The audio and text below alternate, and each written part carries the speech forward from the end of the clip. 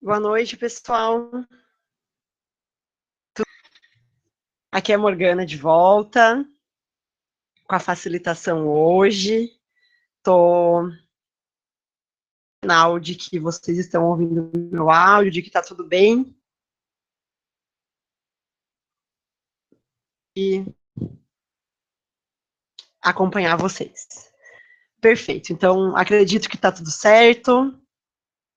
Aqueles com quem eu não tive a oportunidade de conversar essa semana, ou que não participaram da última sessão, eu sou Morgana, eu sou facilitadora da INC, e quando vocês assistirem o vídeo da semana passada, vocês vão conhecer um pouco melhor a minha história e por que eu estou falando aqui com vocês. Hoje é a segunda semana do treinamento da capacitação de impacto social, então foi na segunda-feira da semana passada, e a gente teve uma semana bem cheia de assessorias que foram bastante ricas.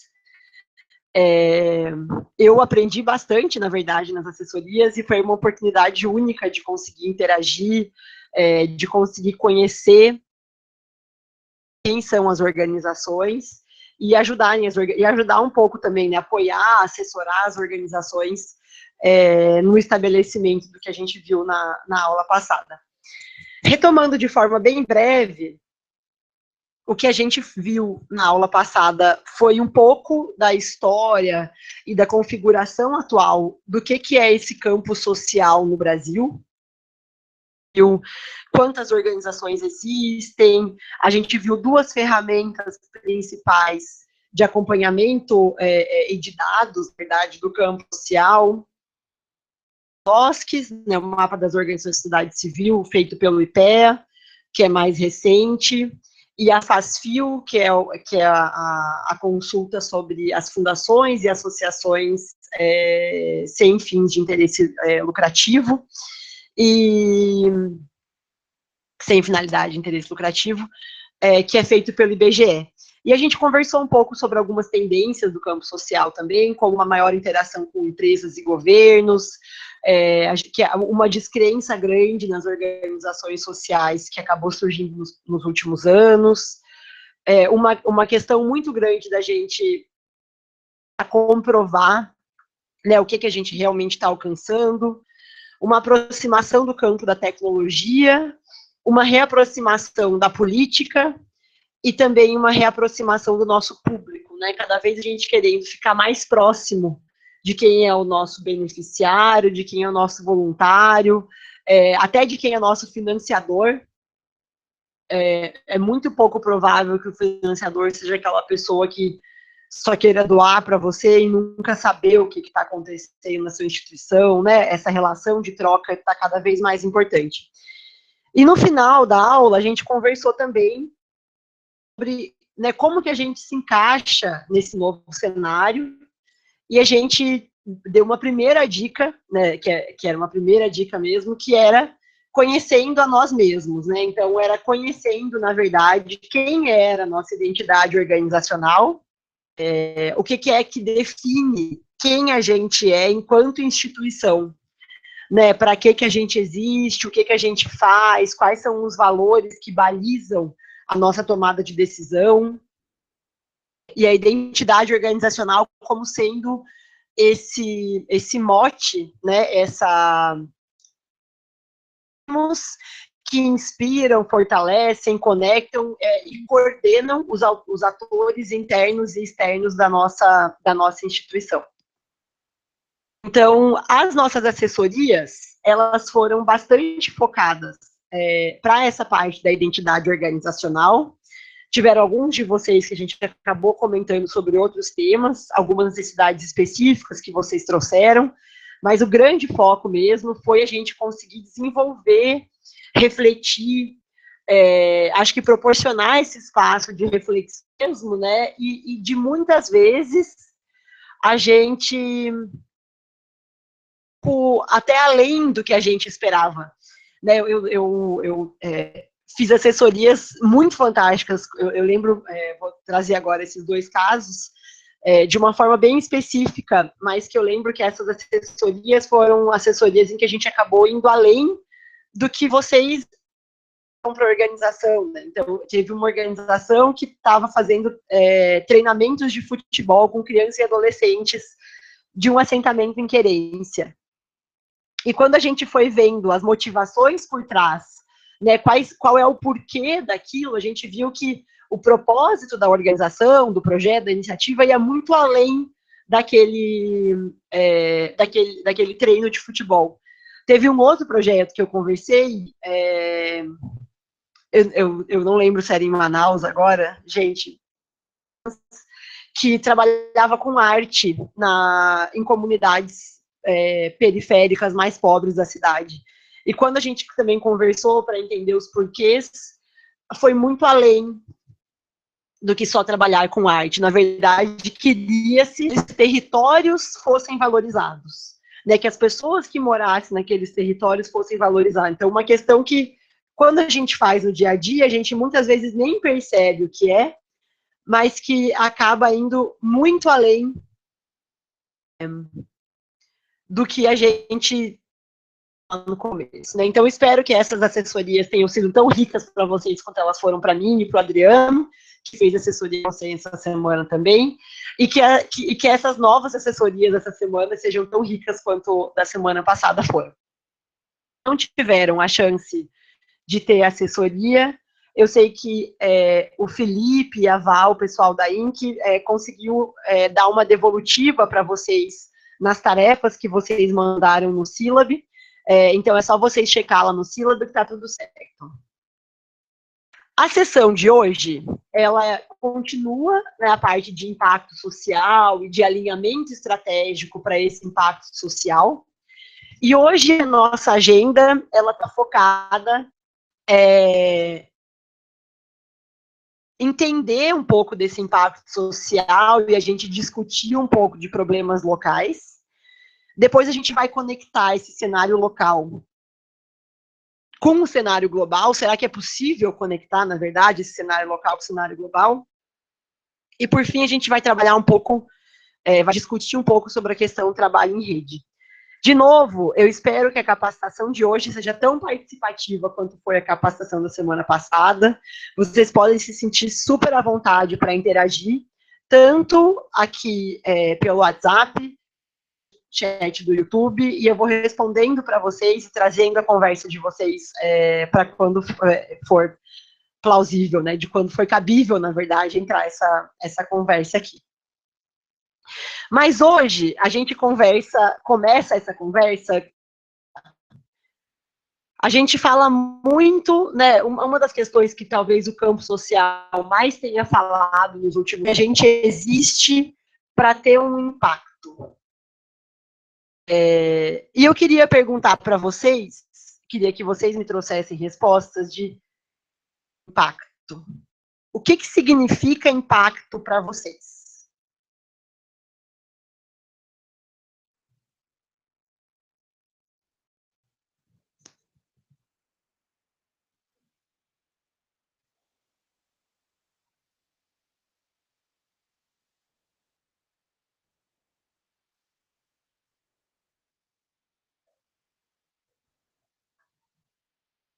Uhum.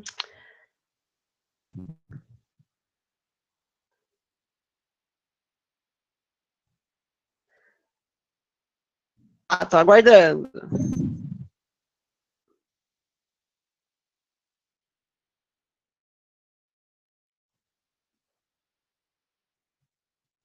Felipe colou no grupo, o que significa impacto para vocês? Enquanto organizações sociais, o que é esse impacto?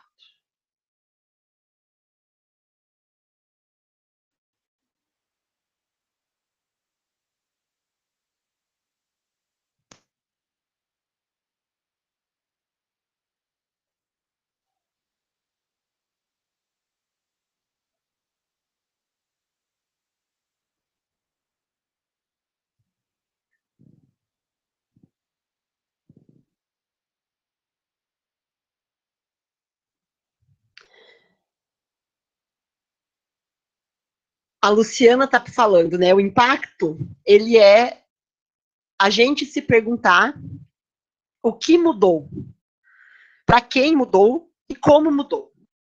Bem legal, a gente tem 3 perspectivas aí, né? O que, o para quem e o como. E uma das questões que a gente sempre se pergunta é por que mudou, né? Também. Então, é o que, o para quem, o como e por que teve aquela mudança. Que o impacto é algo que provoca uma mudança significativa no ambiente. Isso é interessante, na verdade, então, porque esse impacto, ele não é dentro, né, ele não é dentro da instituição, ele é fora da instituição, é uma mudança no ambiente que está causando. E a Fernanda falou que é uma reação de mudança, e que essa reação de mudança, ela pode ser tanto positiva, quanto pode ser uma reação negativa. Isso é bastante interessante, né? Porque quando a gente está pensando no impacto da gente, a gente tenta focar naquilo que é positivo, que esse impacto está gerando, e a gente esquece um pouco de olhar, ou a gente fecha os olhos, pergunta se aquilo ali vai ter um negativo ou não. Né? Então, isso que a Fernanda está colocando é bem importante, né? Quando a gente pensa nessa mudança, essa mudança é tanto positiva quanto uma mudança negativa. Desculpa, não sei. E a Gigliani está colocando que é um resultado que gera uma mudança. Né? Então, a gente atinge algo para depois a gente ter essa mudança social, na verdade. Então, ela funciona meio que uma... Aqui o Rafa colocou legal, né? Que o impacto é o resultado, ele demonstra a efetividade de uma ação. Então, para ter nesse momento, a gente entende que nós, enquanto organizações sociais, a gente faz uma ação para ela ter um impacto. Quando a gente não age, quando a gente não faz nada, isso também tem um impacto. Só que a gente quer acreditar que a nossa ação vai ser melhor do que a gente não agir. O resultado vai ser mais positivo, conforme que a Fernanda está falando, do que a gente ficar parado e não fazer nada. Né? Então, a gente espera que essa ação vai ter uma efetividade, vai trazer uma transformação, uma mudança significativa no ambiente, conforme o Carlos falou, e que essa mudança vai ser negativa. Né, vai gerar alguma coisa que... Essa mudança vai ser positiva, não negativa, vai ser positiva. Esqueçam o que eu falei. Então, isso na verdade, as discussões de impacto social hoje. Nas minhas experiências do campo social, eu buscar tanto em artigos, quanto em conversar com outras pessoas, quanto eu tenho discutido muito com organizações ao longo do tempo, e algumas respostas têm surgido, algumas delas são bem relacionadas com o que vocês falaram. Né? A primeira delas é o impacto como efeito de uma ação.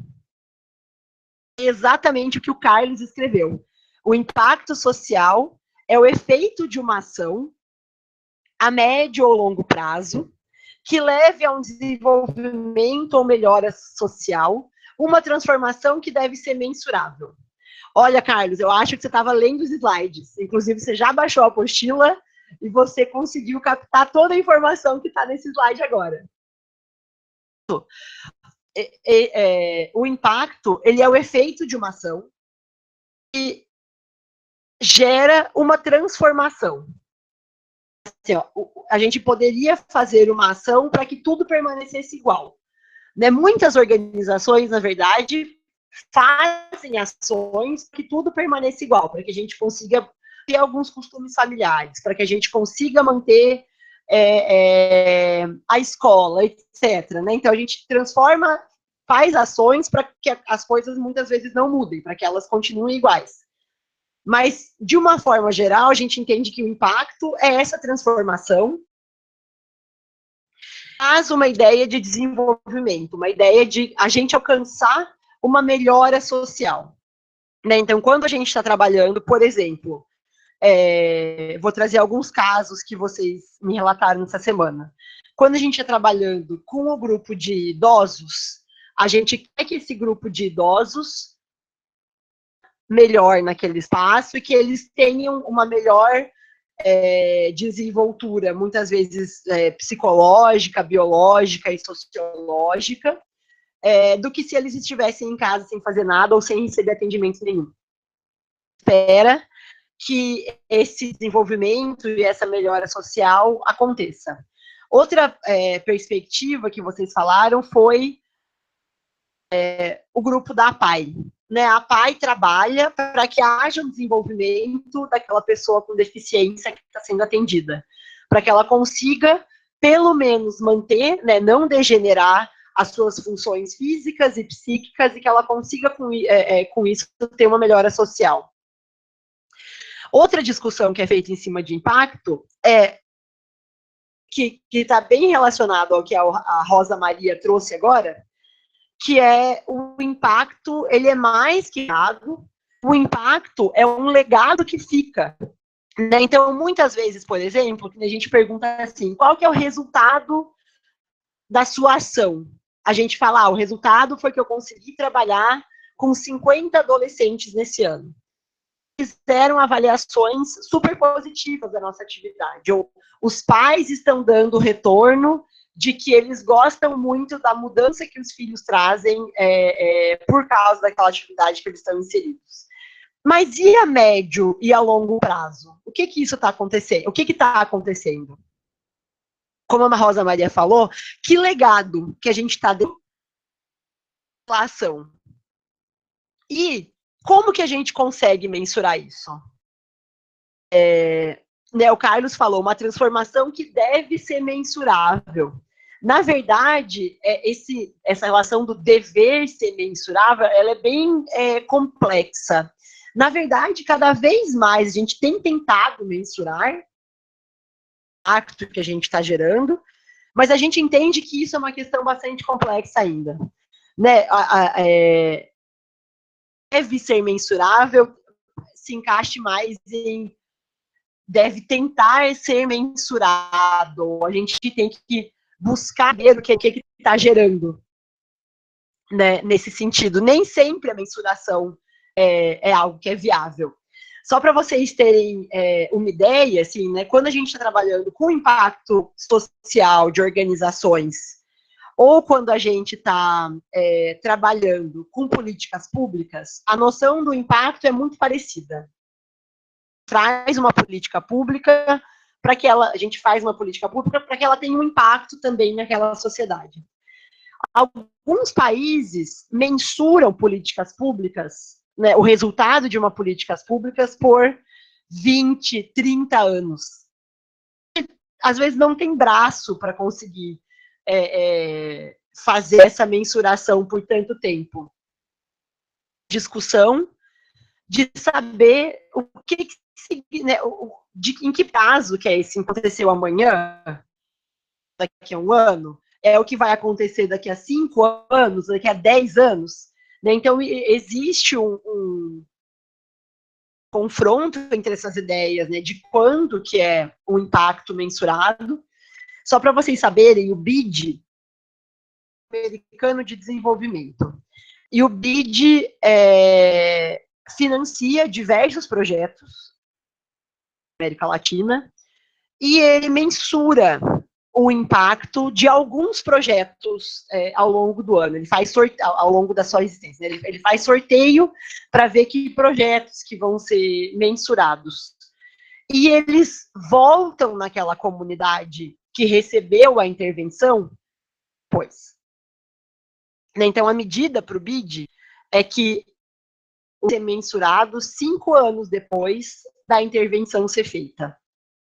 Por exemplo, vamos supor que um dos casos que a gente trabalha muito, como exemplo, eu estou trabalhando com questões de higiene básica e de utilização de água fervida e de soro fisiológico para prevenir a morte,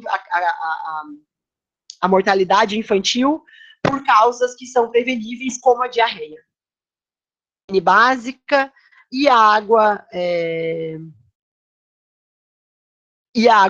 limpa nesse sentido. Eu vou saber qual que é a taxa dessa mortalidade infantil. Né? A mortalidade infantil pode acontecer até os 5 anos, vamos mensurar. Então, eu vou trabalhar com todas aquelas famílias que têm criança de 0 a 5 anos, e daqui a 5 anos eu voltaria para mensurar o que aconteceu. Famílias que tiveram a intervenção há 5 anos atrás, se elas continuaram utilizando esses princípios básicos de higiene, e se elas continuaram utilizando a água fervida ou água tratada para fazer os alimentos e consumir a água. Com isso, se reduziu de fato a mortalidade infantil. Né? Então, a discussão de que prazo que essa medida vai ser analisada. O Celso considerou que o impacto é a front-end que o empreendimento causa. Talvez seja aquilo que a gente vai alcançar no seu limite. Né? Quando a gente chega lá no final, o que de fato aquele projeto está deixando de legado. E isso pode ser tanto público quanto privado. Você está certo, Celso, ele pode de fato ocorrer na esfera privada, ele pode ocorrer na esfera pública, e ele pode ter impactos fins e pode ter impactos transversais. Se você quiser melhor o que você considera como serem impactos fins e impactos transversais, talvez os impactos transversais sejam aqueles que a gente não estava a priori, né, que a gente não tinha especificado que eram esses impactos que a gente queria alcançar, que foram os impactos não previsíveis que a gente atingiu, mas se você quiser clarificar depois, seria ótimo. O que fica claro depois dessa conversa, muito obrigada pelas respostas, é que o impacto, ele acontece de dentro para fora. O que quer dizer esse impacto de dentro para fora? Quer dizer que a gente faz uma ação, a gente, enquanto organização, a gente tem uma intervenção, mas que quem faz esse impacto ser perene é quem está recebendo essa intervenção. Né? É a comunidade, como a Rosa está falando, né? Que vai fazer esse impacto ou não. A gente faz a ação, mas quem tem a comunidade. Né? Então, o impacto só acontece de dentro para fora. Se a gente ficar fechado na nossa caixinha, dificilmente esse impacto vai acontecer, ou a gente vai olhar para que esse impacto está de verdade causando.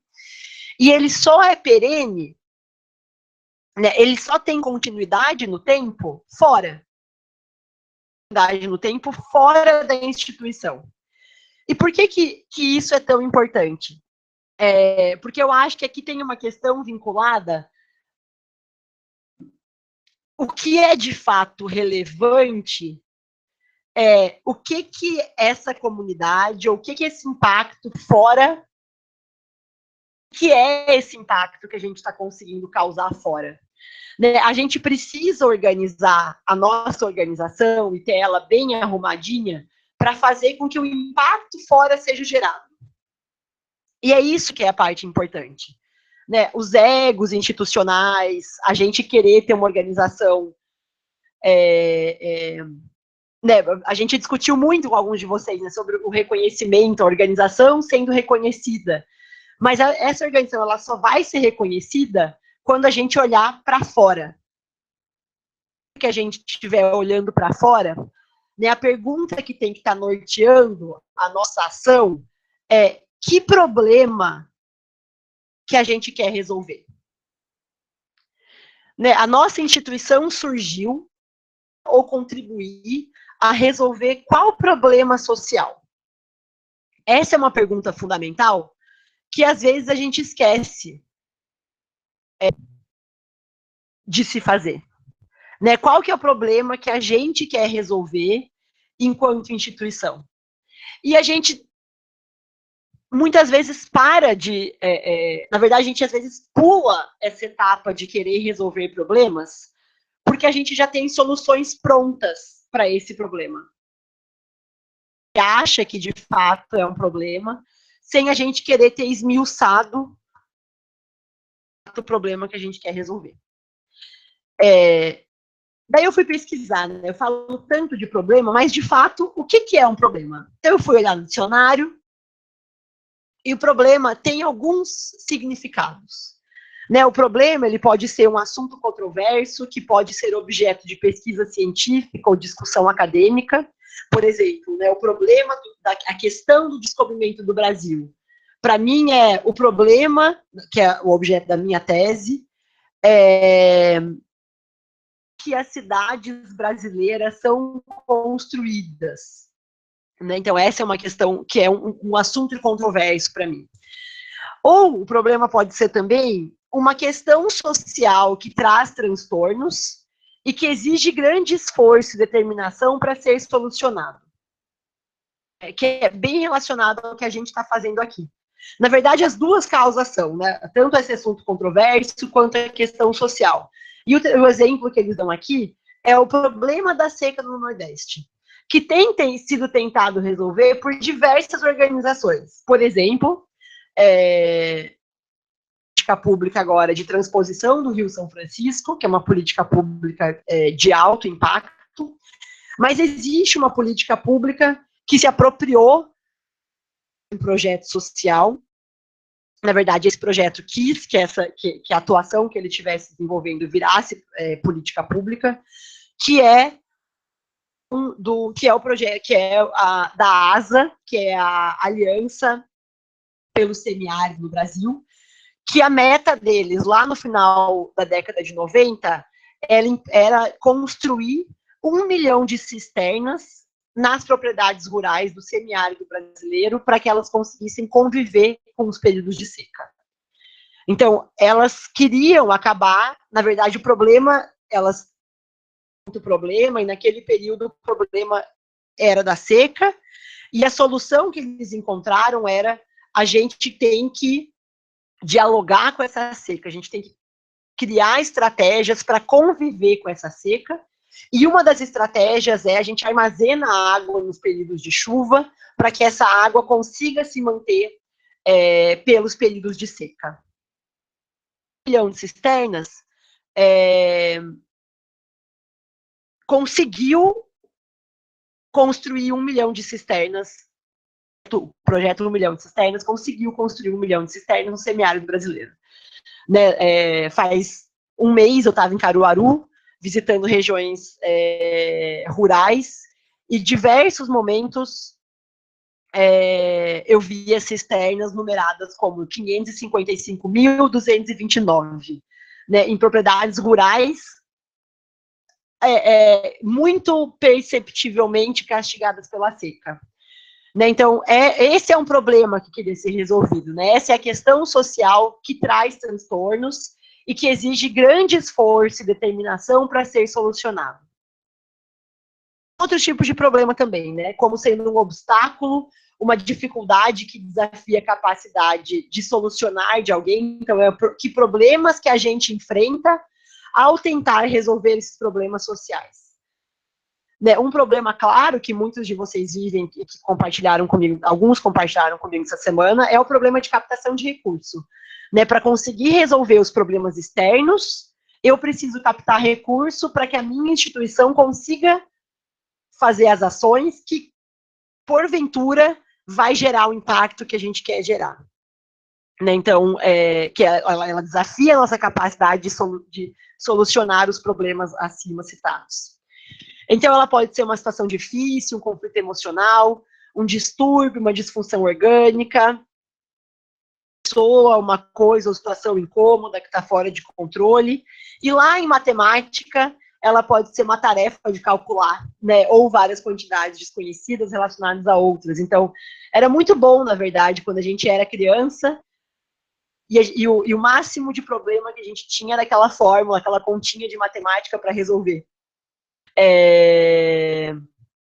Isso dali era um problema. Agora a gente entende que os problemas são muito outros. Por exemplo, o Edilson, o problema dele é a poluição ou a conservação do rio Cuiabá, que é o projeto Anjos Amazonas. Né? Então, isso é bem interessante. A gente vai já começar a conversar sobre os problemas de vocês. Né? Quero entender quais são esses problemas. O Celso, eu perguntei a questão do problema PIN, do impacto transversal. Né? Então, ele falou que os impactos FIM seriam os objetivos do empreendimento. E o impacto transversal é aquele que é um resultado decorrente do fim. Então, Celso, na verdade, a gente entende que existe uma linearidade, né, que é esse resultado que, na verdade, é impacto. E o que a gente considera impacto é isso que acontece no médio ou no longo prazo. Tá? Nos curtos prazos, a gente pode ter resultados, pode ter objetivo, e no médio e longo prazo a gente vai ter impacto. Mas a gente vai trabalhar sobre isso um pouco mais além, né? Então, aqui, ó, acho que você trouxe o exemplo bem certinho aqui, né? Posso citar como exemplo uma cooperativa de catadores, que tem como objetivo fazer a coleta e aumentar a renda, mas que tem como impacto a conservação do meio ambiente, a redução do uso da matéria-prima e a subsistência daquelas pessoas, né? Então, acho que isso é uma questão bem interessante da gente, que a gente vai conversar mais na aula passada, na aula que vem. E a Rosa trouxe alguns exemplos também. Ela atuou em projeto de transformação que mudou a comunidade e 20 anos depois a mudança não parou. Né, a comunidade se apropriou desse como fazer para resolver os seus problemas. Então, isso é bem interessante, assim, porque quando a gente percebe que o foco é a comunidade, a gente não trabalha mais essa comunidade como um problema. Muitos de vocês já tenham visto ou tenham vivido situações assim, eu levei para fazer aula de violino naquela comunidade, mas nenhuma criança se interessou pelas aulas de violino. O que eu vou fazer? Esse povo não é interessado. Né? Eu já ouvi isso assim, mas mesmo, né? Mas em nenhum momento em que problema que essa comunidade está vivendo e que tipo de solução está relacionado com esse problema. Porque a gente oferecer coisas que a gente acha que são relevantes, quando na verdade a gente não tem nem ideia, muitas vezes, né? Ou a gente deveria ter ideia de que problemas que aquela comunidade está de fato enfrentando. E a Rosa também falou que em 1998 a Caritas no Brasil inteiro captava recursos para doar ao Nordeste, e na época cada cisterna custava R$700.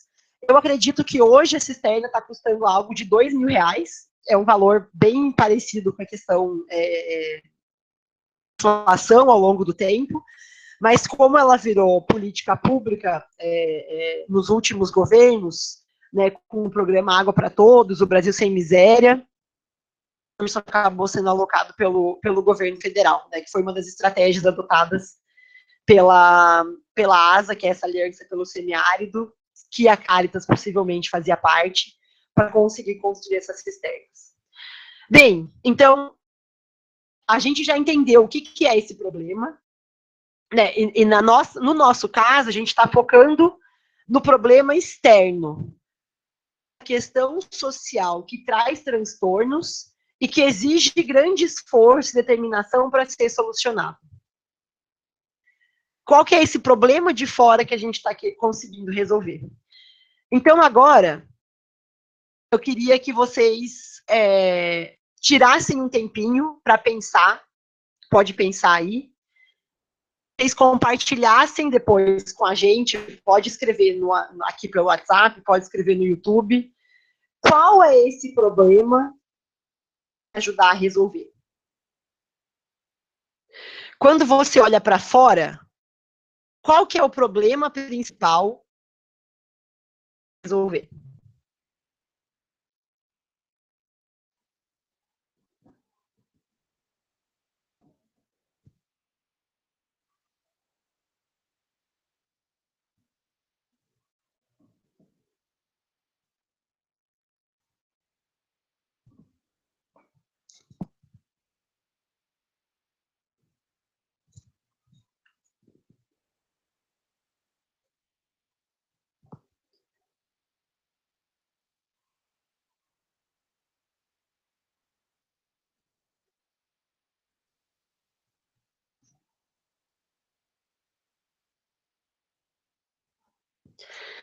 Espero que vocês estejam pensando aí, talvez eu falando atrapalhe um pouco, mas tem alguns exemplos aqui, né?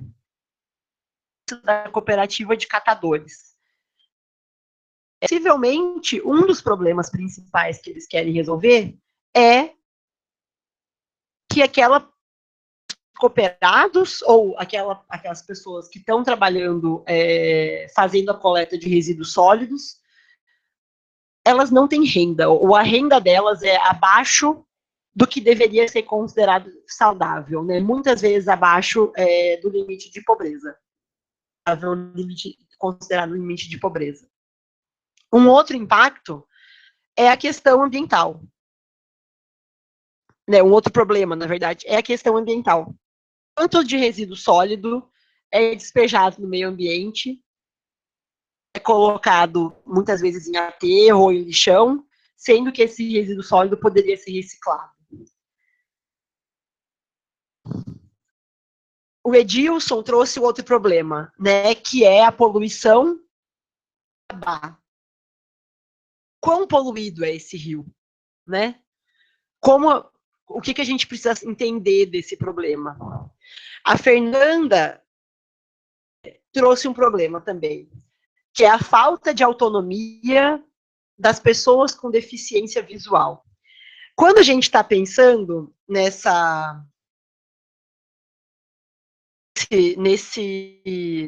problema, muitas vezes a gente se sabota. Sabotagem, né? Então, por exemplo, no caso da... E é uma autossabotagem saudável, tá, gente? Não é nada que vocês devam se preocupar muito, mas é só para a gente fazer, refletir também, né? Então, o que significa, de verdade, o fato de que as pessoas com deficiência visual têm pouca autonomia? Né? Quando a gente pensa nisso, é interessante refletir sobre o que é esse problema. Porque a nossa resposta ela vem muito rápida, né? Qual que é a solução do problema? A solução é dar a ela mais autonomia. Porque qual que é o problema? É a falta de autonomia. O que é essa autonomia? A pessoa não consegue ir ao banco? Ela não consegue usar o telefone, não consegue, por isso, se comunicar? Ou ela tem dificuldade para isso?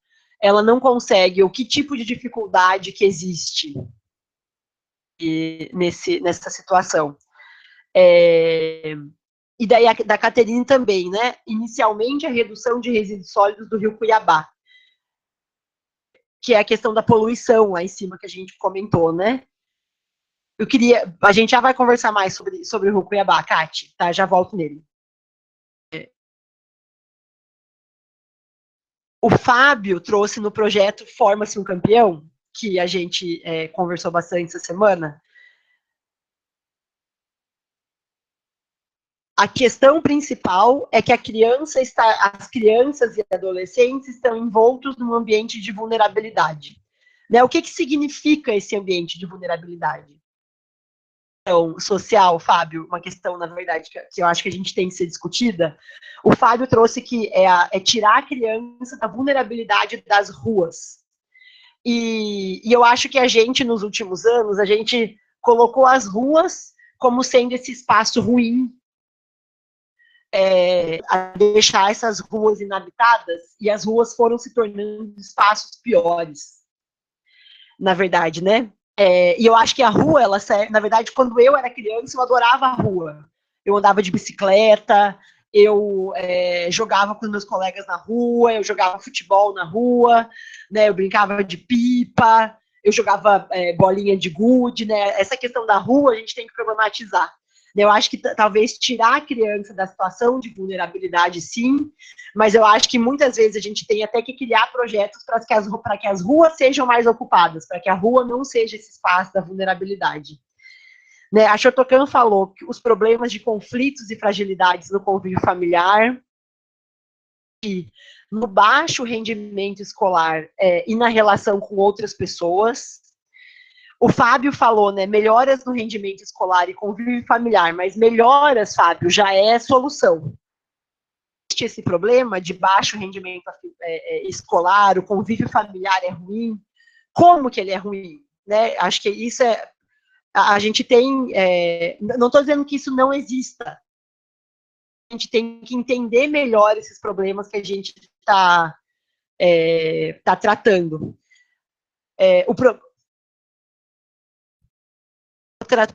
Trouxe mais questões sobre o Rio Cuiabá, que eu já vou tratar sobre ele. A Adi falou que o governo não repassa os medicamentos e insumos para os diabéticos.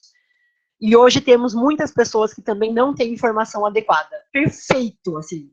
Isso é um exemplo de um problema bastante, não simples, né, mas que ele está bem construído e que ele é claro. Né, eu consigo perceber que o governo não repassa os medicamentos e insumos para os diabéticos. E que não existe informação suficiente, ou que muitos diabéticos não têm informação suficiente. Tiago falou de um problema do coletivo de gênero, que as pessoas trans na saúde, não têm assistência na saúde mental e física no Amazonas, as pessoas que são transgêneros. Muito legal isso, Tiago. E falou, né? No caso da questão de autonomia do deficiente visual, não seria da mobilidade do deficiente visual? Então, acho que pode ser uma questão da mobilidade. É só porque quando a gente, então, está falando esses conceitos que a gente tem já como muito certos, assim, né, como fazem parte do nosso linguajar do dia a dia, eu queria que eles fossem mais destrinchados. Né, e daí poderia ser a questão da mobilidade, poderia ser uma questão de formas de comunicação, né, quanto da nossa comunicação hoje em dia é visual, né, ela é escrita e muitas vezes não falada, então tem como que a gente consegue interagir com as questões do dia a dia, né, tipo pegar um ônibus, ir ao banco, né, então são problemas aí que eu acredito que estão dentro dessa questão da autonomia, que eu só queria que eles fossem um pouco mais destrinchados.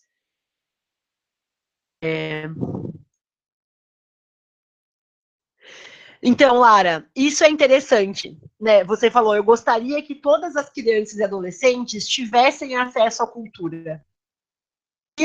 Eu gostaria disso também. Entender um pouco melhor esse problema. As crianças e adolescentes não têm acesso à cultura? Não têm acesso à cultura o tanto que elas deveriam? Por essa que a gente está falando, que elas não têm acesso. É importante que elas tenham acesso à cultura.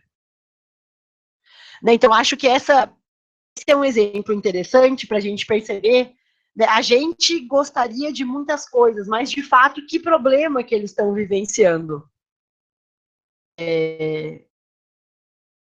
E essa é uma questão interessante da gente discutir. Né? Eu acho que da cultura, a gente pode levantar dados, indicadores, mas tem a questão de que as crianças, muitas vezes, não conseguem se apropriar de músicas e de questões sociais que existem, porque elas não têm acesso àquilo que acontece fora do bairro delas, ou fora da escola delas. Né? Então, acho que é uma questão interessante de se discutir. O Marcos falou, né, o sentimento de não pertencimento ou falta da sensibilidade das pessoas para com o meio ambiente. Marcos, então, esse mitigar já é a solução, né? Mitigar o sentimento. Eu quero entender o que é esse sentimento de não pertencimento. Eu quero entender essa falta de sensibilidade. O Stefano falou, né? Diminuir a linha de pobreza e dando acesso a uma educação de qualidade. Mas, ó, Stefano, isso é o que você quer fazer. O que é o problema? Tá, então, fica, né, como tarefa de casa para vocês, obviamente, como vocês já estão percebendo, vai ser vocês identificarem qual que é o problema que vocês estão tentando resolver. A Rosa trouxe, né, tenho refletido muito a respeito das vulnerabilidades dos espaços urbanos e bairros. Eu também, Rosa, essa é uma questão que mais me atrai nos últimos tempos, inclusive de estudo. assumiu que a rua é esse lugar ruim, que a criança na rua, o adolescente na rua está ocioso, e a gente esvazia cada vez mais esses espaços, e com isso a gente torna esses espaços mais perigosos ainda, né? Jorge, isso é interessante, né? O Jorge trouxe temas, aqui fica uma pegadinha. Que o problema é o crescimento demográfico da pessoa idosa. E, na verdade, o crescimento demográfico da pessoa idosa não é um problema. O crescimento demográfico da pessoa idosa é o que todo mundo quer. Muito. Né? Então, a gente ter esse crescimento demográfico é, inclusive, um efeito de diversas ações e políticas públicas que foram tomadas ao longo do tempo para permitir que a gente vivesse mais. Né? Na década de 60, a expectativa de vida do brasileiro era de 60 anos, se eu não me engano. Né? 60, 62 anos. Hoje, a nossa expectativa de vida varia entre 70 e 80 anos, dependendo de onde a gente nasce, onde a gente vive.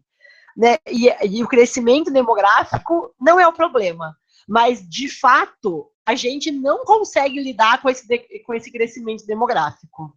Né? A sociedade não estava preparada para esse crescimento demográfico.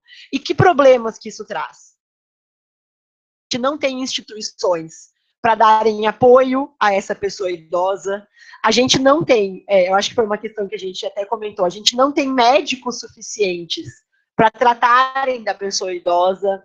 A gente não tem espaços de lazer voltados para a pessoa idosa.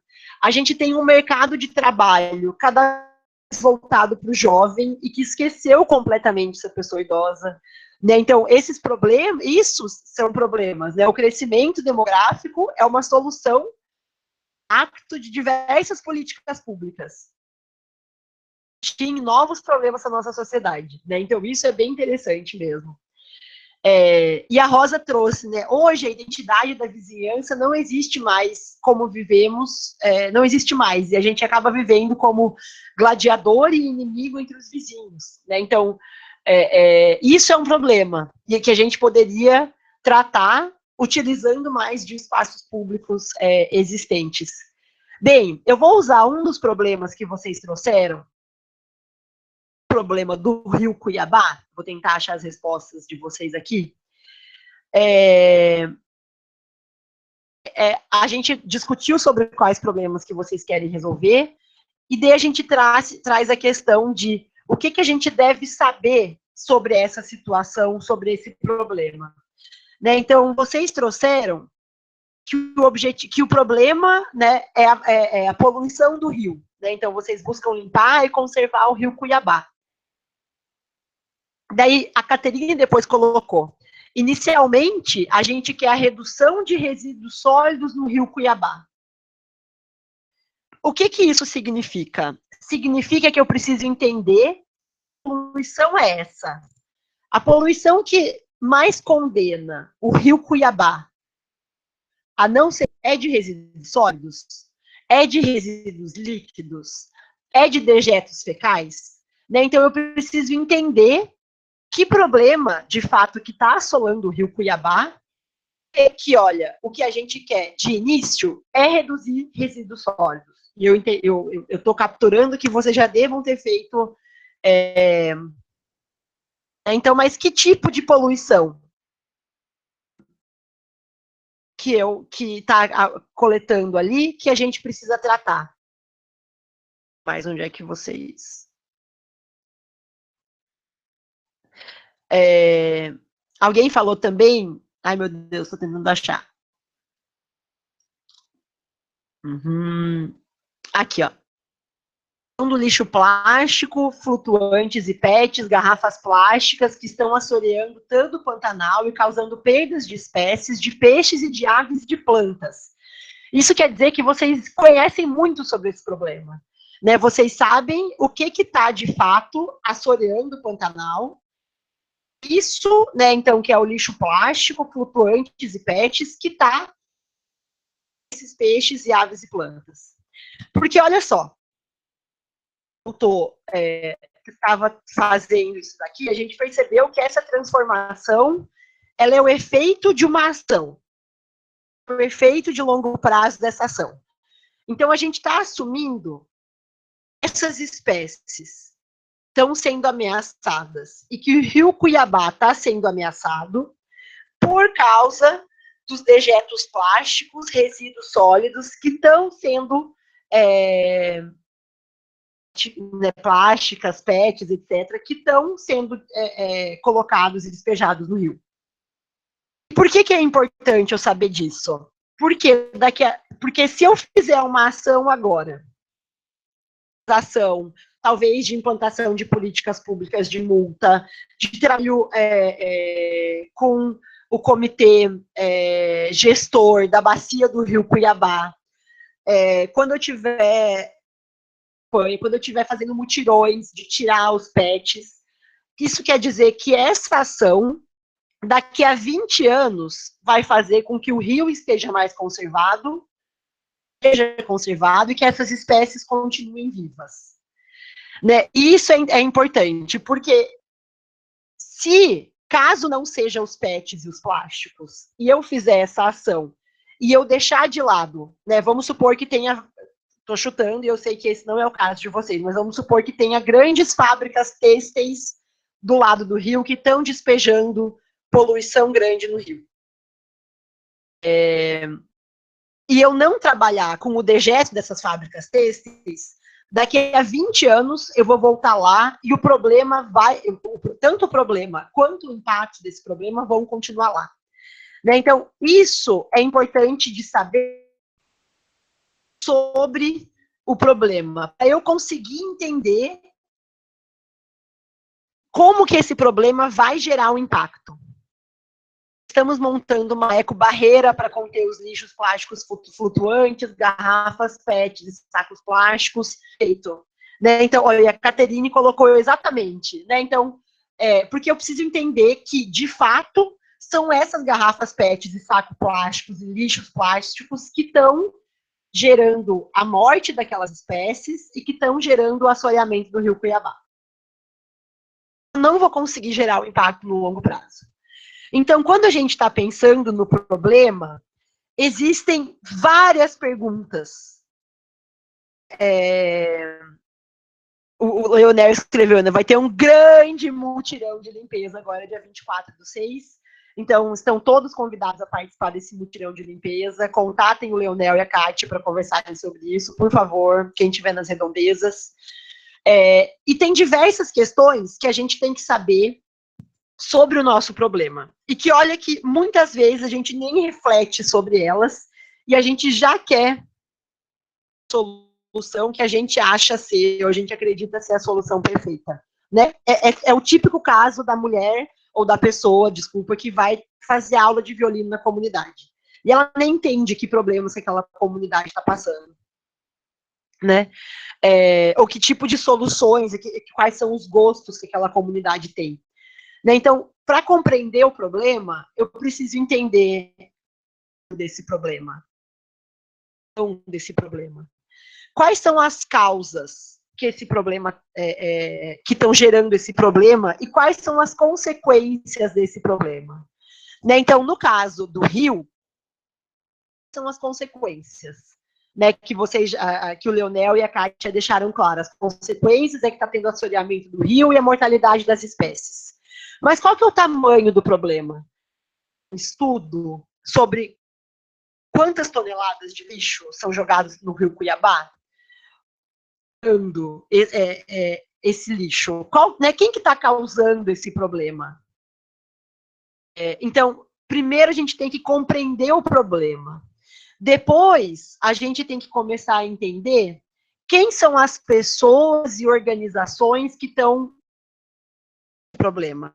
Então, quem é atingido pelo problema? Né? No caso do rio, quem é atingido pelo problema diretamente são as espécies que estão sendo ameaçadas.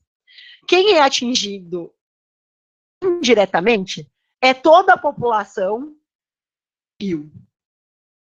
E quem está atingido mais no futuro é o próprio Pantanal. Como é que vai ser a existência desse Pantanal? Então, é todo um ecossistema, talvez um mas um ecossistema ameaçado. Quem que está gerando esse problema? São as instituições que deveriam estar agindo e não estão agindo, ou quem de fato está, nesse caso, despejando esse lixo. Assim, eu me apropriei do caso do Rio Cuiabá, o que estava aqui na minha mão, mas essas perguntas eu quero que vocês levem para vocês, tá? Quem está sendo prejudicado para resolver esse problema? Vai ter alguém que vai ser prejudicado? É importante saber quem vai ser prejudicado, porque é possível que essa pessoa, essa organização, esse grupo se coloque contrário, ou seja, um obstáculo à solução desse problema. Né? E isso é algo que a gente tem que pensar. Tem alguém que está sendo prejudicado quando a gente vai, de fato, resolver esse problema que tá acontecendo? E esse prejudício, né, pode ser de diversas formas. Né? Por exemplo, imagina que a gente está tentando criar um novo espaço, uma nova forma pedagógica numa escola pública. Que tenha um envolvimento maior dos professores, da comunidade escolar, né, dos pais, dos alunos, e para que essa interação promova um ambiente de aprendizado maior. Quem é prejudicado ao resolver esse problema? Tanto as partes que vão ser atingidas positivamente também podem ser consideradas prejudicadas.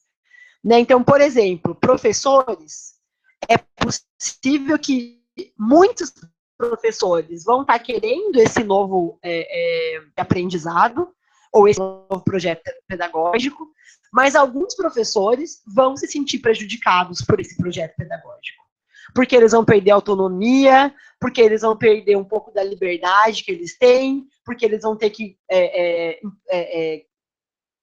tempo, né, nessa situação, né? Então, às vezes, até as mesmas partes que são atingidas pelo problema e que vão se beneficiar dessa resolução, também vão ser prejudicadas por esse problema depois. Pensar de diversas formas aí nesse sentido. Estou falando um monte, né?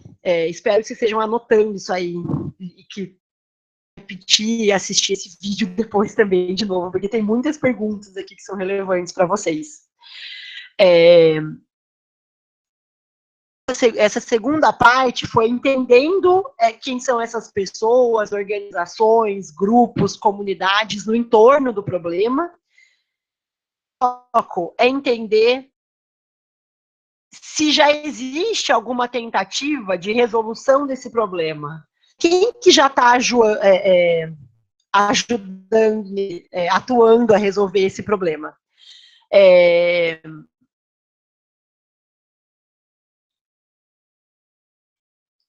São interessantes de ser respondidas, né?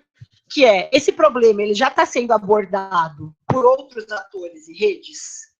E por que é importante eu saber disso?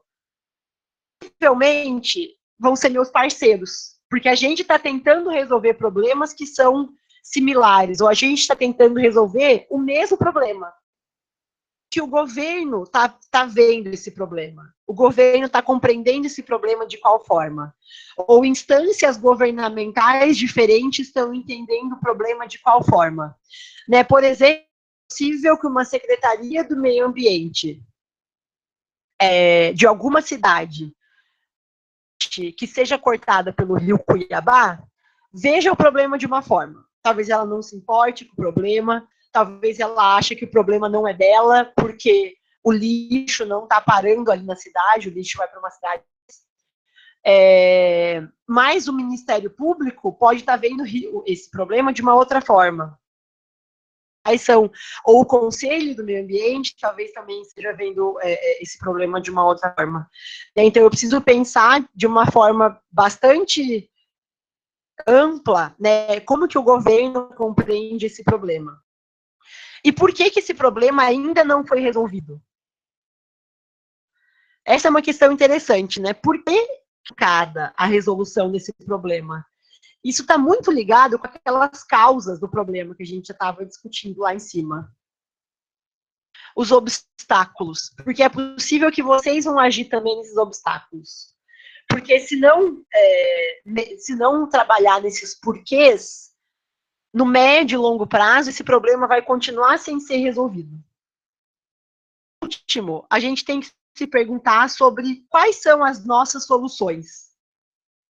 Quais são as melhores formas de resolver o problema? Elas são possíveis? Elas são viáveis? Como que nós buscamos resolver esse problema?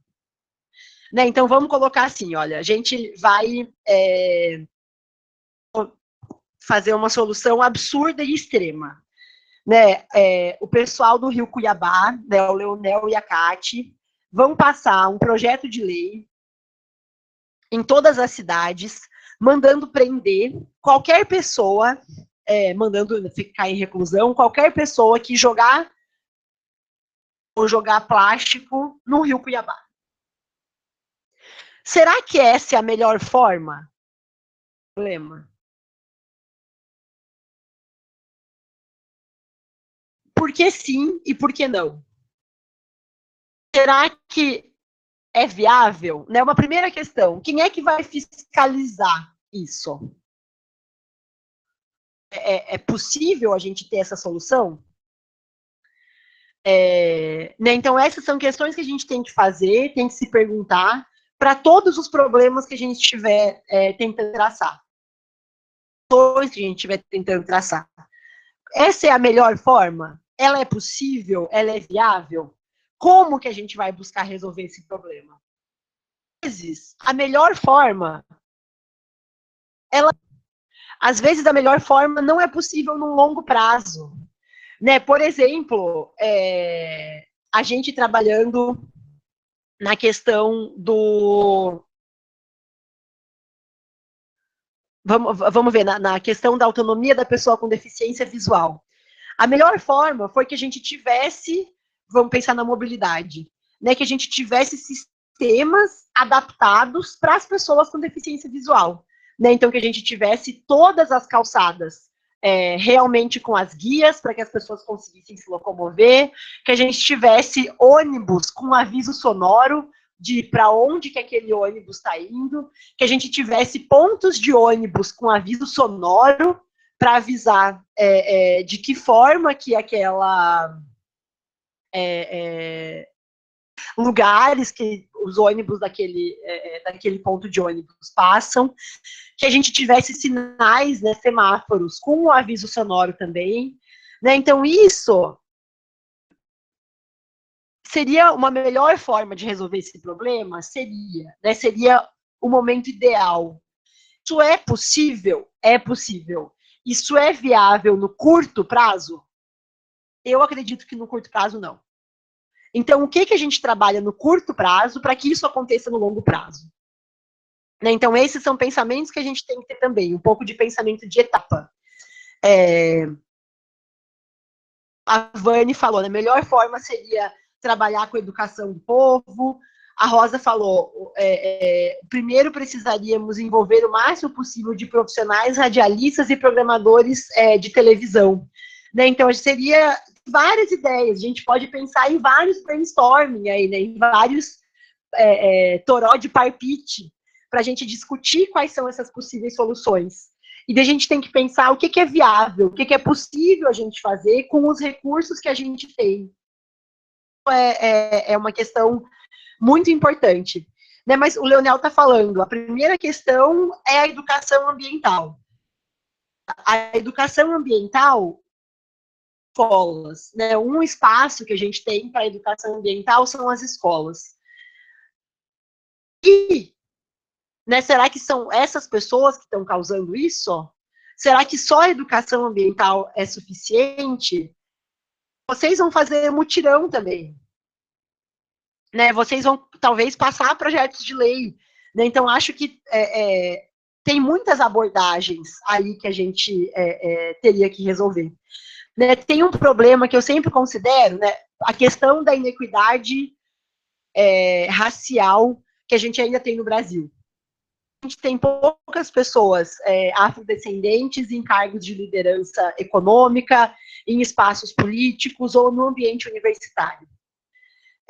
A solução de curto prazo encontrada por um público bastante específico, que foi as universidades públicas, foi estabelecer um sistema de cotas. Pessoas conseguissem ingressar no ambiente universitário e, com isso, diminuir uma disparidade gigante que existe no cenário social. O ideal seria que essas pessoas tivessem as mesmas oportunidades desde criança e que o espaço da escola fosse um espaço que não tivesse preconceito e que a escola fosse esse espaço de aprendizado? Seria. Seria a forma ideal de resolver esse problema. O problema, nesse caso, trabalhando com a educação básica, seria resolvido daqui a 20 anos. Para resolver esse problema, ou tentar resolver esse problema em partes, mais rápida também. Tudo isso que eu trouxe para vocês, para a gente conseguir discutir por que é importante compreender esse problema. E existe uma ferramenta que é bem interessante, que eu vou mostrar para vocês ela bem rápido agora, que é o mapa da empatia. Trabalhando com um público, se eu trabalho com um público específico, por exemplo, deixa eu ver aqui. Calma aí. Tá, não vou lembrar. Mas o pessoal está trabalhando com a questão de reduzir, de melhorar o acesso ou atendimento a pessoas trans na Amazônia. Prende esse outro. Existe essa ferramenta, e o outro são essas pessoas, os beneficiários que a gente está atuando. Essa ferramenta ajuda a gente a entender quem que é esse outro que a gente quer ajudar. O que ele pensa e sente? O que ele fala, o que ele faz? O que ele escuta? Quais são as dores que eles têm? E quais são os objetivos? Então, essa é uma ferramenta bastante importante se vocês quiserem essa outra pessoa com um pouco mais de empatia. Então, como que a gente pode olhar para esse e não dar as nossas respostas prontas? Então, no caso, por exemplo, da Lara, que trouxe a questão dos adolescentes e jovens, acesso à cultura, você pode ir para esses adolescentes e jovens e entender o que ele pensa, o que ele sente, o que ele vê, o que ele fala e faz. E tem várias perguntas ali para guiar essas respostas de vocês. O que ele escuta, quais são as dores e quais motivos, e de que cultura que a gente está falando quando a gente quer auxiliar essas pessoas a resolver as dores e a trabalhar melhor com os objetivos. Então, isso é uma questão bastante interessante. Bem, e com isso, na verdade, a grande abertura dessa aula de hoje foi por que é importante compreender o problema, que vocês tenham conseguido resolver um pouco dessa questão. E agora, fazer um outro debate, que é como que esse problema está conectado com o que está acontecendo no mundo. Trouxe uma questão aqui que é interessante para a gente. Falou, Morgana, se me permite dizer, eu sou deficiente visual e com os recursos do Transformar eu estou conseguindo participar do projeto. Então, isso para a gente, Jorge, assim, é muito, muito, muito legal mesmo ver que a gente está conseguindo ser incluído nesse quesito. Então, muito obrigada mesmo, tá? Nós nos conectamos com o que está acontecendo no mundo. O problema que eu estou resolvendo ali, no Rio Cuiabá, na comunidade de Manaus, com as pessoas com deficiência visual, com os jovens e adolescentes em situação de vulnerabilidade, com os transgêneros, como que ele está ligado com o que está acontecendo no mundo? E existe uma grande discussão sobre isso, bastante pautada nos objetivos do desenvolvimento sustentável. E esquematizar isso agora, eu vou passar o link para vocês, e eu vou pedir para que vocês assistam esse vídeo. Felipe, você consegue colar esse link? Deixa eu passar o link aqui. Fechei. Só um pouco. Vocês estão vendo outra tela, mas não tem problema. Eu estou colando o link já no grupo do Transformar. WhatsApp. E você cola o link lá no grupo.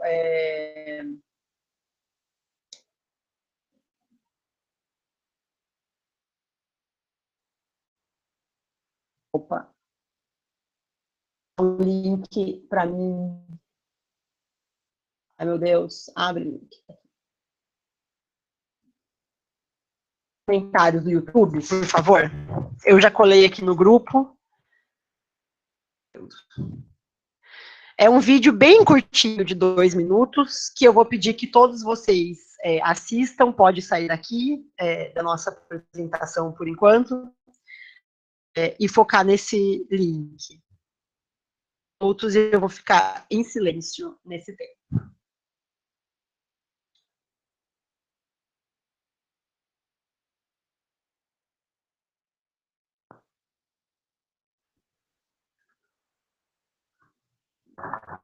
Existem 7 milhões de pessoas no mundo.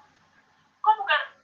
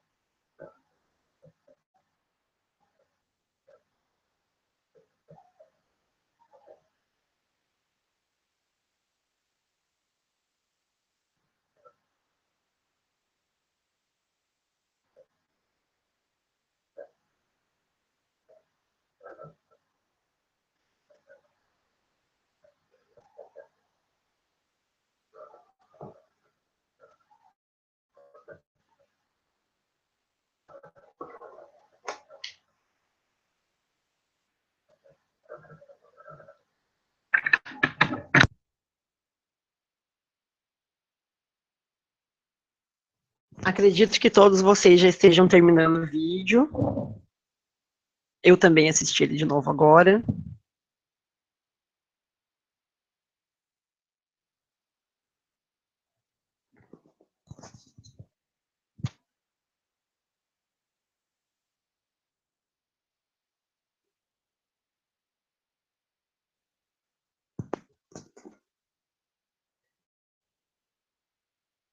E eu acredito, quem não terminou, volta, pode voltar, depois vocês assistem, é um vídeo curtinho, vale a pena ser revisto também, que os Objetivos do Desenvolvimento Sustentável é fácil da gente conectar tudo que a gente está fazendo localmente com esse ambiente global. Né? Entender que, na verdade, a gente está agindo no local para uma causa que é muito mais relevante. Né, ali, ela até, o final do vídeo né, todos podem contribuir, qualquer pequena ação vale, e na verdade o que vocês fazem não é uma pequena ação, né, são ações muito maiores. Então,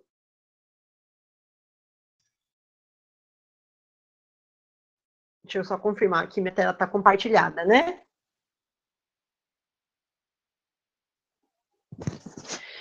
Então, aqui está a lista desses 17 Objetivos do Desenvolvimento Sustentável, que são erradicar a pobreza, fome zero, de bem-estar, educação de qualidade.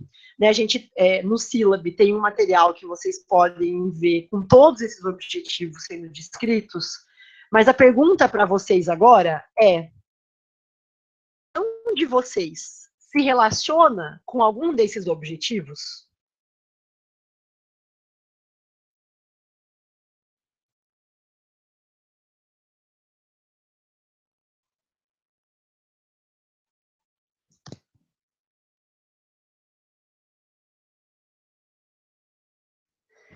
Deixa eu voltar aqui para minha tela, vocês estão me vendo? Ah, mas vamos lá, vocês estão me vendo, vendo a minha biblioteca louca aqui atrás. Acredito que foi. Me confirme, pessoal. Perfeito.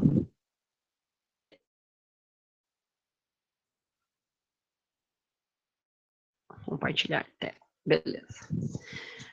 Então, tem diversos objetivos, mas como que a atuação de vocês se relaciona? Essa é uma pergunta para vocês com o tempo, mas para vocês pensarem nessa semana também. Então, a gente viu, né? A primeira lição de casa era qual é o problema de casa é como que vocês se relacionam com esses objetivos do desenvolvimento sustentável. Tem uma resposta que é muito simples, né? Querendo ou não, a gente dialogou a aula inteira com o Rio Cuiabá. O objetivo 14, a vida debaixo da água, está completamente relacionado com o Rio Cuiabá. Está relacionado a outras questões, como, por exemplo, o combate às alterações climáticas. No documento dos Objetivos do Desenvolvimento Sustentável, para cada objetivo, a ONU estabeleceu diversas metas para que vocês possam entender em que metas também que vocês se encaixam. Por exemplo, quando a gente está falando da cooperativa, né, eu tive uma conversa essa-feira ótima com a cooperativa. Uma das ações, uma das metas que vocês se enquadram é a questão da fome zero. Por que a fome zero? Porque vocês querem permitir que os pequenos produtores rurais continuem produzindo alimento para a fome brasileira. Né? Então, com pequenos produtores rurais é um dos modos de garantir que isso aconteça. E também é um dos modos de garantir que eles tenham um emprego digno e crescimento econômico, que poderia ser o objetivo número 8. Né? Então, a tarefa de casa que vocês têm é dialogar com esse documento dos Objetivos de Desenvolvimento Sustentável e ver como que vocês estão relacionados com eles. Caso vocês não estejam relacionados, ou que vocês ainda não se sintam relacionados, será que tem alguma coisa que vocês podem fazer? Tem algum projeto que vocês podem trabalhar? Ou mudar um pouco a cara desse projeto, para que ele esteja relacionado com esses objetivos do desenvolvimento sustentável?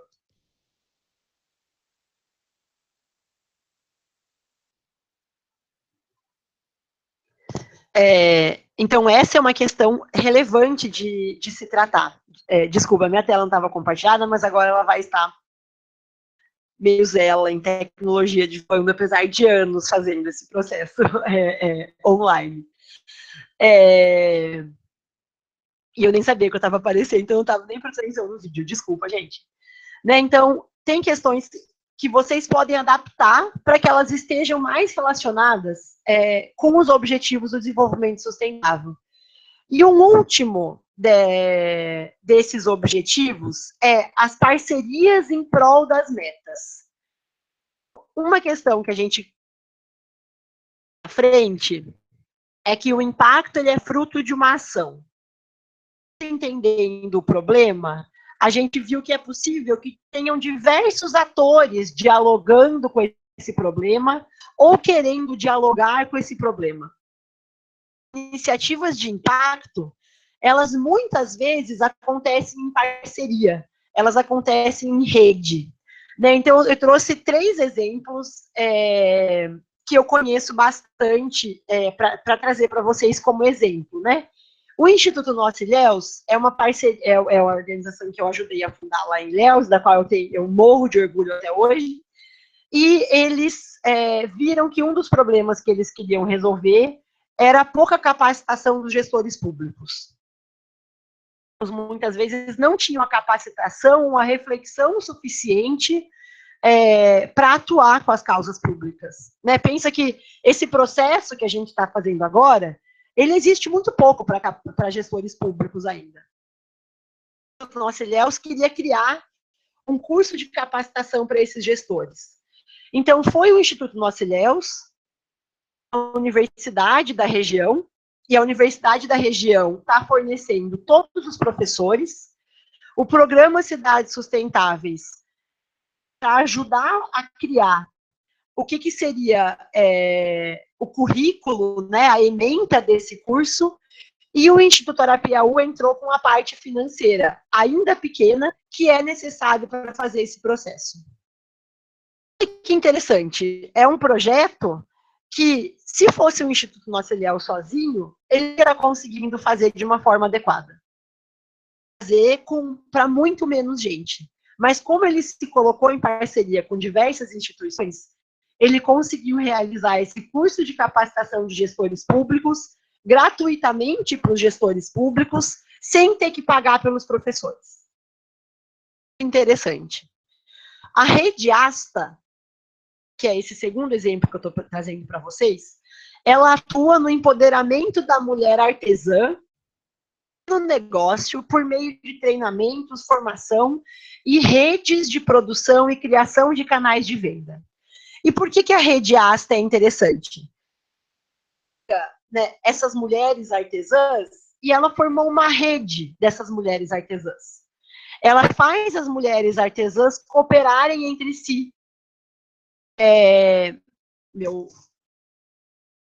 está aberto aqui ainda. Ela faz as mulheres artesãs cooperarem entre si.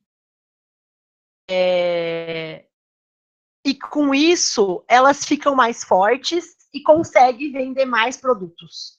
Né? Então, elas estão à venda desses produtos num único ator nacional que faz uma rede de todos esses outros pequenos atores. E o último exemplo é a UNAS, que é uma organização que eu trabalhei em Heliópolis e região nesse último ano, e eles têm uma missão muito interessante que está bem coordenada com o que a gente estava conversando, Rosa, que é a questão desse espaço público, né, desses vizinhos, o que é isso?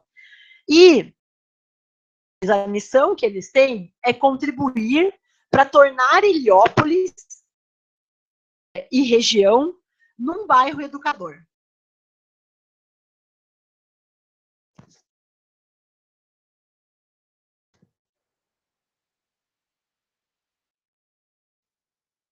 E transformar Heliópolis e região num bairro educador, promovendo cidadania e desenvolvimento integral da comunidade, não é uma coisa que ninguém faça sozinho. Se você estiver pensando naquele problema, estiver pensando em como que ele se relaciona com esse ambiente global, comece a pensar também na meta 17. Que vocês podem fazer em prol dessas metas. E parcerias são relações de ganha-ganha, né? O que é uma relação de ganha-ganha? É uma relação em que os atores envolvidos estão ganhando. A universidade lá da região, ela está ganhando em fazer aquele curso. O Instituto Nossa Ilhéus também. Eles conseguiram somar forças, porque eles têm objetivos iguais ou similares, eles construíram confiança mútua, eles vão trabalhar conjuntamente e vão articular essa rede. Então, você pode pensar essa relação de parceria de diversas formas. Uma relação de parceria em que ambos trabalham, cada um entra com a sua expertise, né, com aquilo que sabe fazer. O Nosso Ilhéus, no caso, sabe fazer, sabe trabalhar com gestor público e quer mudar essa realidade. Ao fazer cursos, tem infraestrutura de sala de aula. O programa Cidades Sustentáveis pode ajudar a pensar melhor nessa ementa, pode trazer bons casos, porque tem uma atuação nacional. Diversas que dá para você olhar em como a gente pode trabalhar conjuntamente, né, que parceria que a gente pode fazer para conseguir resolver ou contribuir na resolução desses problemas e em prol dessas metas dos objetivos do desenvolvimento sustentável.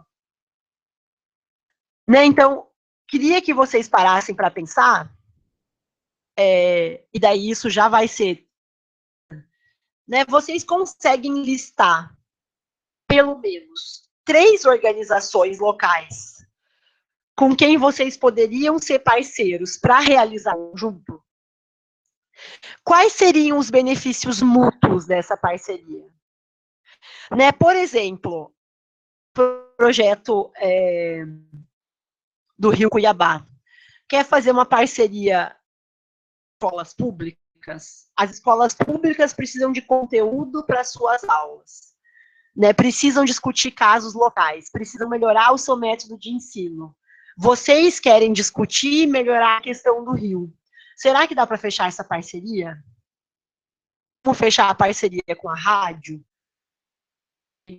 Né, a rádio, muitas vezes, rádios locais, muitas vezes não tem conteúdo para discutir e precisam trazer visitantes, precisam trazer, às vezes, pessoas para participarem nos programas de rádio. Será que vocês não podem fazer essa parceria? Toda semana, ou a gente traz um convidado toda semana e discute a situação do Rio e que relevância que o Rio tem para a comunidade. Né? Então, pensa nesses benefícios. Né? E essa é uma questão para vocês conseguirem discutir. Então, de uma forma bem geral, nessa nossa sessão, a gente discutiu sobre e como que perguntas que a gente faz para compreender melhor esse problema, e essa é a atividade 1. Vocês descrevam o problema de vocês e que vocês tragam alguns itens de compreensão desse problema, ou a gente vai, durante as assessorias, dialogar sobre como compreender esse problema.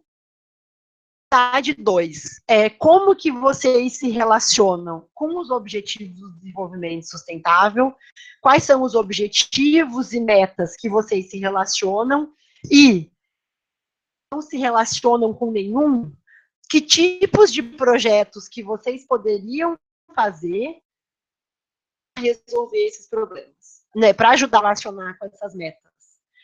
E a atividade 3 é possível construir parcerias para isso? Quem são esses parceiros e que relações de ganha-ganha que eles vão ter? Bom, gente, então agora são exatamente 9h31. Essas atividades estão descritas no sílabo de vocês. Eu peço que vocês lembrem de assinar a lista que tem o link exatamente embaixo do vídeo. Não esqueçam disso, porque é aí que a gente sabe se vocês estão participando ou não. E agora o Felipe vai colocar para vocês possivelmente no grupo, a forma de vocês marcarem e agendarem as assessorias dessa semana, que restrição de horário, principalmente por causa do feriado, vão acontecer até na próxima segunda-feira, né? Então, o foco das assessorias é amanhã à noite, quarta-feira,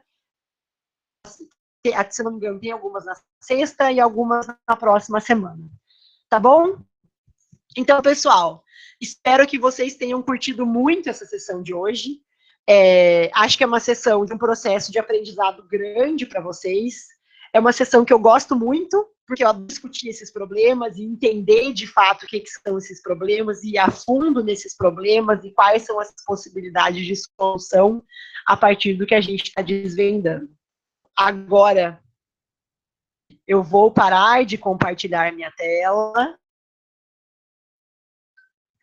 e vou ligar minha câmera.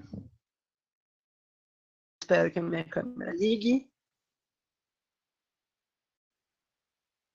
Beijo para vocês. Bem, minha câmera está dizendo não, está ali agora, né? Que antes já foi tantas vezes, mas, pessoal, gigante para vocês, uma ótima semana. A gente se fala nas assessorias, que vão ser tão ricas quanto a da semana passada, e tenham um ótimo feriado. Se divirtam, aprendam, compreendam da forma que vocês acharem melhor. Tá bom? Um beijo grande. Eu vejo todos vocês novamente na próxima segunda-feira com a última assessoria, com a última sessão de impacto social. Grande câmbio.